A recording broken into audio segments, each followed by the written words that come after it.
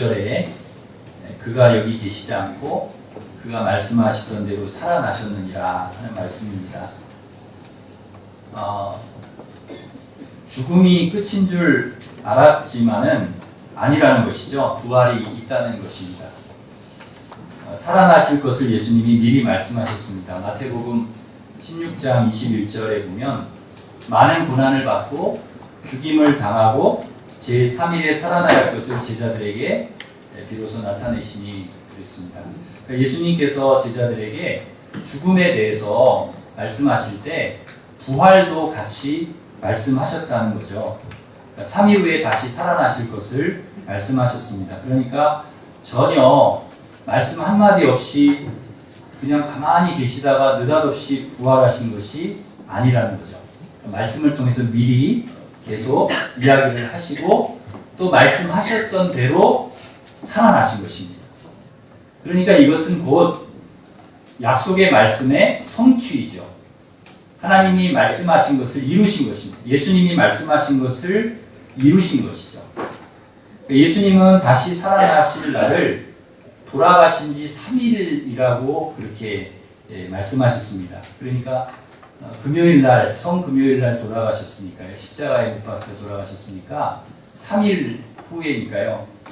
금요일, 토요일, 주일, 바로 오늘 이제 부활하신 것입니다. 안식 후 첫날 새벽에 가장 먼저 누가 왔는가, 무덤에 누가 왔는가 하면 그 예상했던 대로 막달라 마리아와 다른 마리아가 무덤을 보려고 왔습니다. 이 여인들은 끝까지 예수님을 곁에서 지키던, 떠나지 않았던 여인들입니다. 갈릴리에서 사역하실 때, 또 예루살렘 올라오셔서 고난당하시고 십자가에 못 박혀 죽으셨을 때, 그리고 무덤에 묻히셨을 때도 이 여인들이 있었습니다.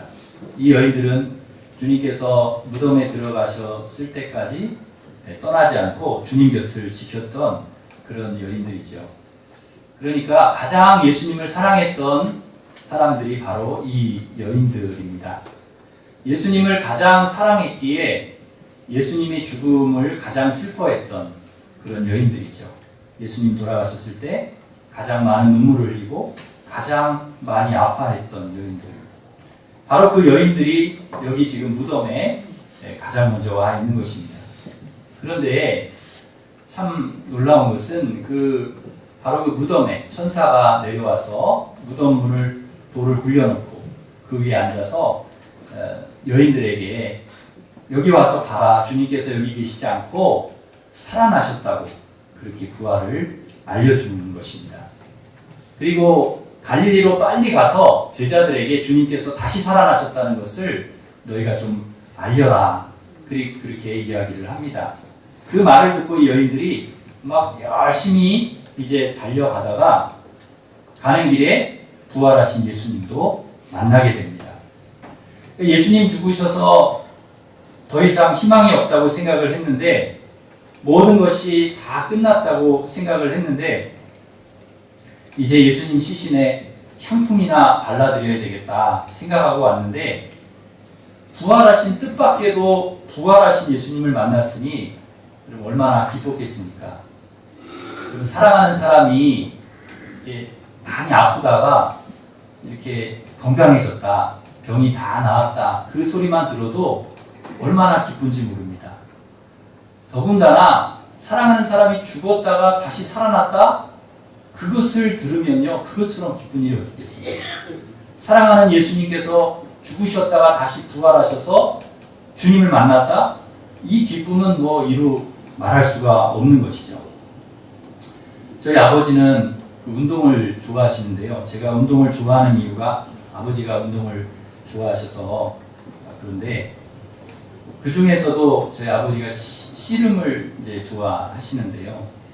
제가 초등학교 때 그 명절이 되면은 꼭 씨름을 보세요. 씨름 명절 때. 저희 아이들도 같이 이제 명절에 내려가면은 그 재밌는 거 명절에 많이 하잖아요.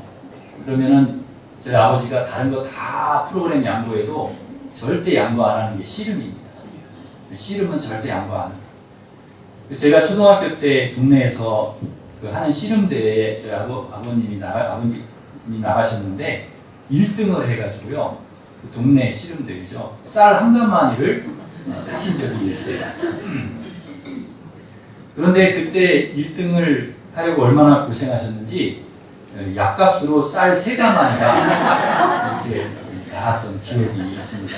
그 다음부터는 저희 어머니에게 얼마나 혼나셔가지고 씨름대회에 나간 생각도 못 하셨죠. 그런데 참 재밌는 것은 제가 초등학교 때 씨름대회에서 1등을 했거든요.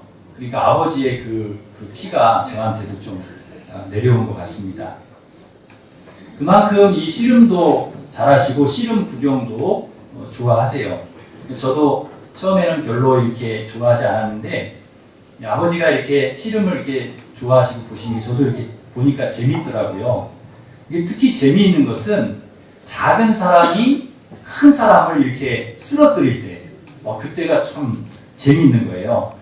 여러분 씨름 중에서 여러 기술이 있는데 그 씨름 여러 기술 중에 가장 최고의 기술이 무엇인지 아십니까? 예, 씨름 아시는 분은 아시겠죠? 예, 되치기 기술, 되치기. 예, 뒤집기 기술.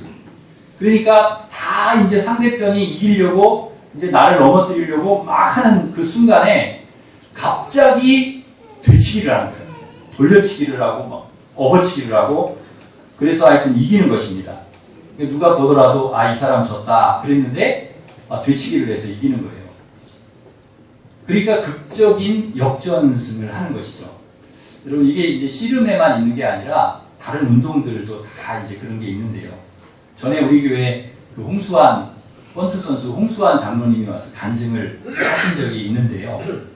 그 카라스키하고 경기할 때 3번이나 다운을 당하고 패색이 짙었는데요.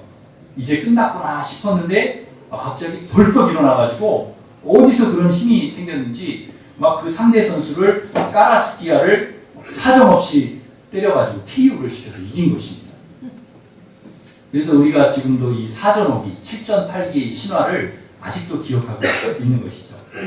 그런데 여기서 이제 그때 간증하실 때 그때 내가 그렇게 된 것은 정말 하나님의 도우심이었다고 하나님의 은혜였다고 그런 간증을 하셨습니다. 여러분 이 부활이라는 것이요 예수님의 부활이 무엇일까요? 바로 이 뒤집기, 되치기, 역전승입니다. 역전승. 통쾌한 역전승리. 이제 죽어서 예수님이 끝난 줄 알았는데 이제 예수님의 이야기가 죽었으면 다 끝난 거 아닙니까? 더 이상 스토리가 이어져야 되지 않는데 아니 갑자기 주님이 살아나신 거예요. 부활하신 거예요. 그 예수님의 이야기가 다시 이어지는 것이죠. 통쾌한 되치기, 뒤집기, 역전, 승리입니다. 슬픔이 변해서 기쁨이 되고 눈물이 변해서 웃음이 되게 하신 것이죠.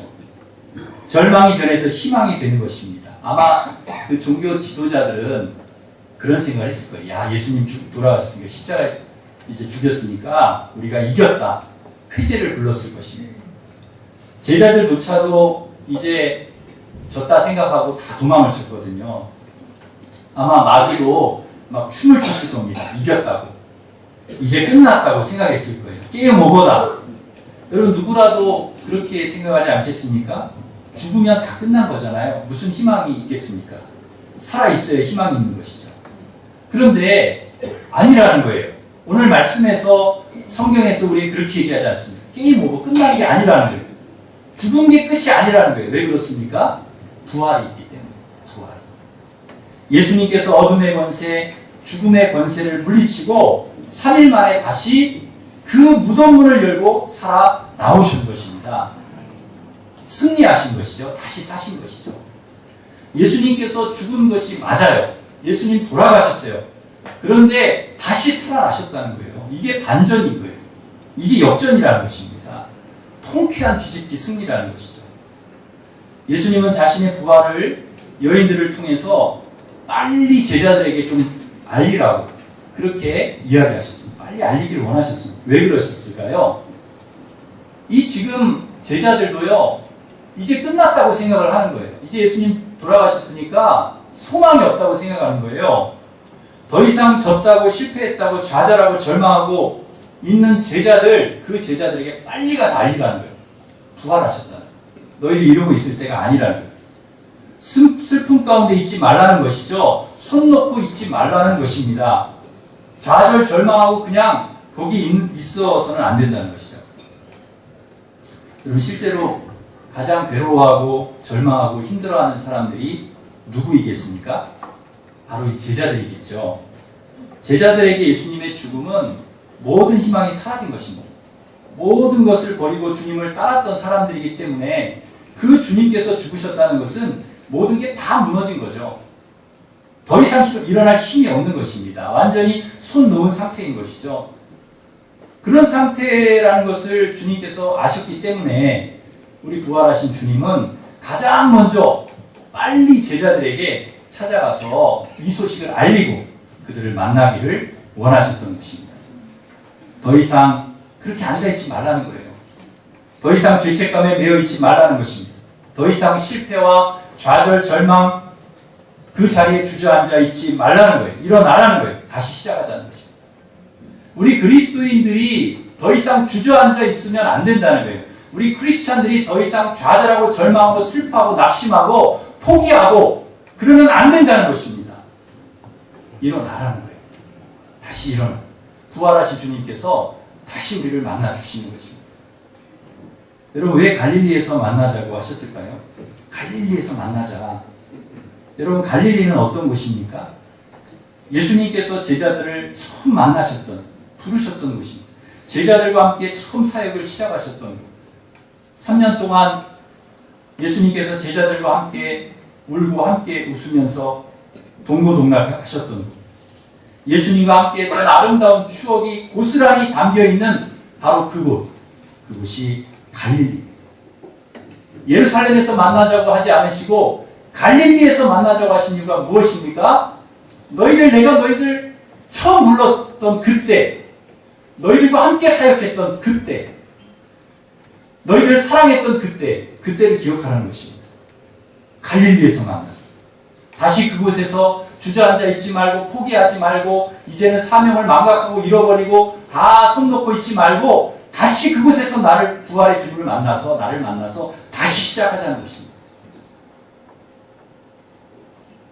저도 때로는 이렇게 좀 힘들고 이렇게 마음이 또 이렇게 힘들고 또 마음을 다시 다잡아야 할 때는 갈릴리로 갑니다. 저의 갈릴리는 장신대입니다. 장신대. 장로의 신학대학 강나루. 제가 처음 주님께 제가 목회자로 헌신하겠다고 다짐하고 첫 발을 내디딘 곳. 저의 갈릴리. 12년 동안 신학을 공부했던 바로 그곳이기 때문입니다. 그곳에 가면 주님과 함께했던 시간들이 떠오릅니다. 교정에 들어서면 말씀을 배우고 기도하면서 주님을 만났던 추억이 다시 새롭게 떠오릅니다. 그리고 다시금 새롭게 시작할 힘이 생깁니다. 용기와 희망이 생기는 것입니다. 그곳이 바로 저의 갈릴리입니다. 다시금 부활의 주님을 만나 힘을 낼 수 있는 곳. 여러분의 갈릴리는 어디입니까? 부활의 주님을 다시 만나서 힘을 내서 일어설 곳. 갈릴리가 어디입니까? 주님과의 추억이 있는 곳. 갈릴리 어디입니까? 사명의 자리. 바로 갈릴리입니다. 바로 이곳 일심교회가 저와 여러분의 갈릴리인 줄 믿습니다. 바로 여기서 하나님 우리가 부활의 주님을 만나서 다시금 기쁨과 감사를 회복하고 새 마음과 새 사명으로 다시 부활의 주님과 함께 새롭게 우리의 남은 삶의 후반전을 그렇게 시작하기를 주님이 원하시는 것입니다. 죽음을 이기시고 부활하신 주님처럼 여러분에게도 이 부활이 오늘 이 순간부터 부활주일부터 여러분에게도 이 부활의 은혜가 능력이 있기를 바랍니다. 슬픔이 변해서 춤이 되고 울음이 변해서 기쁨이 되는 여러분의 인생의 여러분의 삶의 반전이 뒤집기 되치기가 있기를 바랍니다. 절망의 자리에서 일어나는 부활, 여러분에게 있기를 간절히 바랍니다. 그러기에 예수님의 부활은 예수님의 부활만이 아닙니다. 예수님만을 위한 부활이 아니라는 것이죠. 바로 제자들을 위한 부활, 더 나아가서 바로 저와 여러분을 위한 부활입니다.